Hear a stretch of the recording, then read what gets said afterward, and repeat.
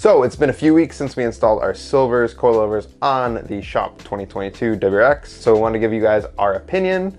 Also, we're gonna do a quick ride along, show you guys how they perform as much as we can through a video.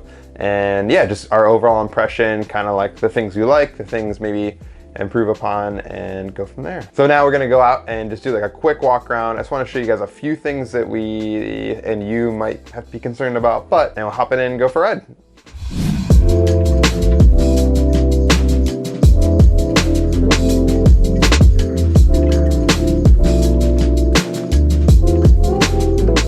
Cool, so this is where we settle at for the ride height. I'll talk through kind of where we ended up at. I did want a little bit of a lower, more aggressive setup. The wheels on these are 18 by 9.5 plus 38. So they are a little bit further in than typical Super wheels, I would say, are. They do have a bigger tire though, so these are 265, 30, 18 Continental tires. Pretty meaty, but that's kind of the setup I was looking for look-wise and performance-wise. The front is really nice. Inside this plastic cladding, I was kind of concerned that there was going to be some metal in there. This is very thin. Usually for any car that we lower, put wheels on, different tires, you're going to have to roll the fenders. These being plastic, I was a little concerned about how that would work. They are very nice and flush from the I mean, this might be like an 1/8 inch thin, which is great. Anything else besides that, the tires kind of take care of. So what I mean by that is typically with a metal fender, you're gonna have the tire rubbing against metal. Metal is harder than rubber is, so that's going to wear down the tire or shave it off. With these, the plastic with the friction from the tire is quite melty. So it made things a little easier. I didn't have to worry about like cutting things away. I just kind of like let it rub a little bit.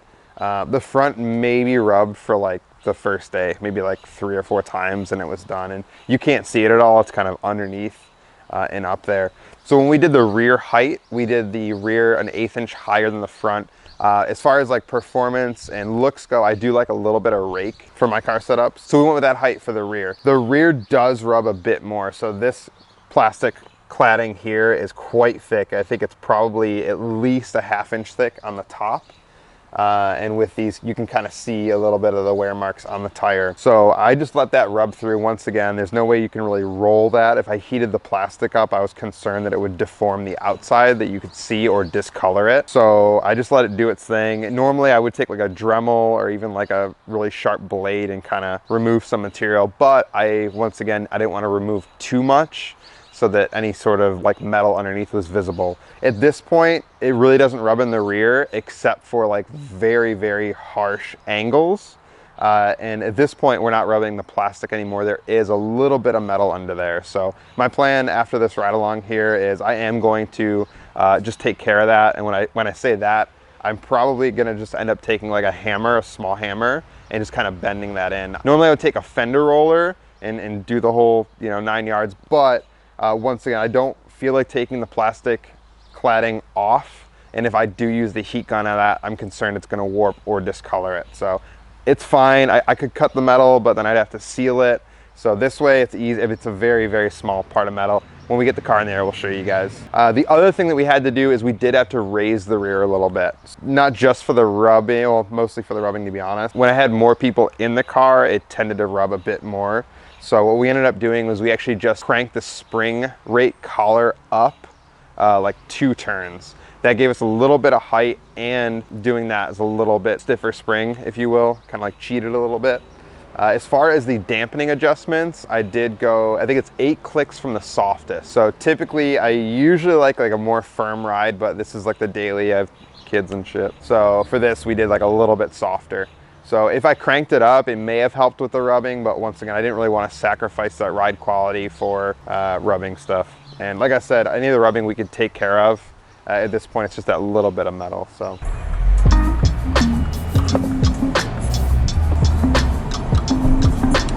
So you may notice my tire pressure sensor light on, so I still have to get those synced up.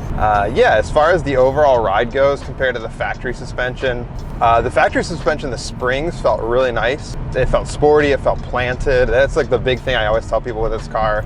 They ask me how I like it compared to previous generations, and it just feels very planted. As far as the dampening or the shocks or struts, whatever you want to call them, those were very, very aggressive, very harsh.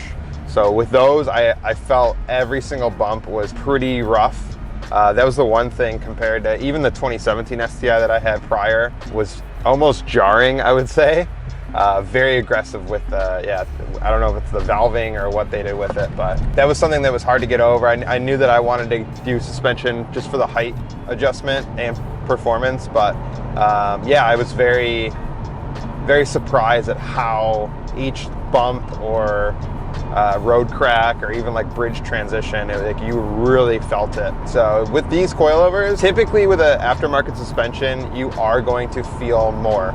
It's usually more of an aggressive suspension setup. Even if you go like higher on it, the valving, the dampening adjustment, you can soften up, but typically it's going to be more aggressive.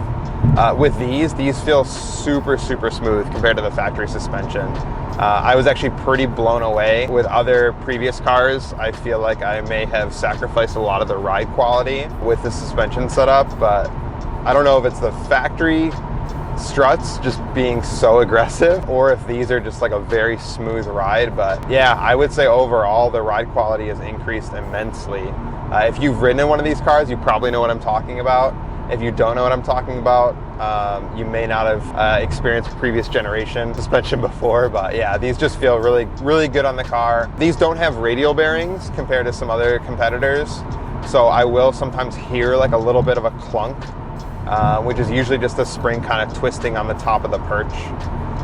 But besides that, I mean, I really like the feel of these coils. I like the adjustments, very easy to do. Once again, with radial bearings, you can kind of cheat. If you need to adjust the suspension up a little bit or down a little bit, you can usually just loosen up that bottom knuckle bracket of the strut and then just spin the entire coil up and down. These, you can't do that. So that's the one thing I would say maybe others with like a radial bearing top hat would be better if you like to do like small adjustments. So yeah, obviously right now we're just doing some highway driving. We are going to Kings Highway. It's like a local road. I would say it's probably the closest thing that we have within like 10 minutes of like a canyon. It's just the top actually. There's kind of a valley on each side, but it's a fun drive. It's short. But you can really get like a feel for kind of how the car performs steering wise. You're not going to go very fast on it. But it'll be fun to do.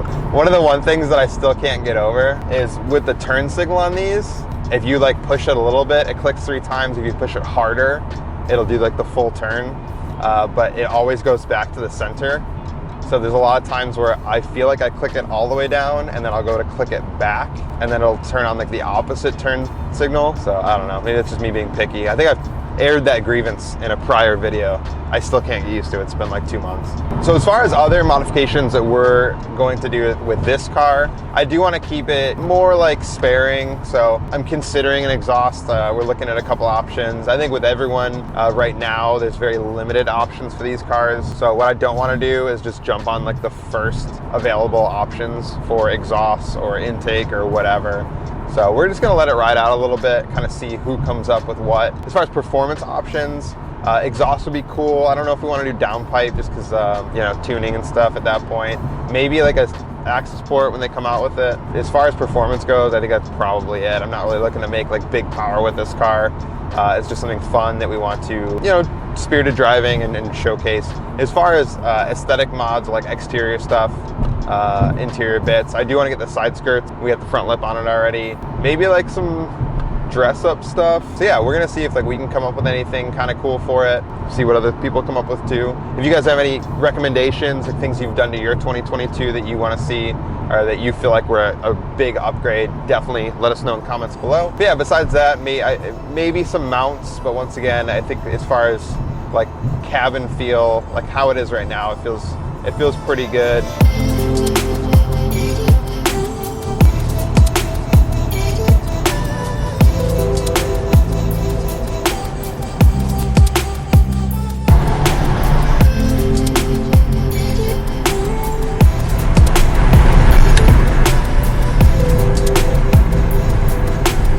So I do like the low end of this car. I think is like awesome compared to like previous ones, generations. Even like EJ, I feel like the bottom end is a lot more responsive. Top end's a little underwhelming, but kind of the fun is the bottom. Kind of throws you in your seat. Woo! The coils definitely help obviously reduce a lot of body roll, but on top of that, I think overall the car just feels really planted. I knew with this new global platform, they talked like a lot more about body rigidity. You could definitely feel it. I definitely think the coils help accent that.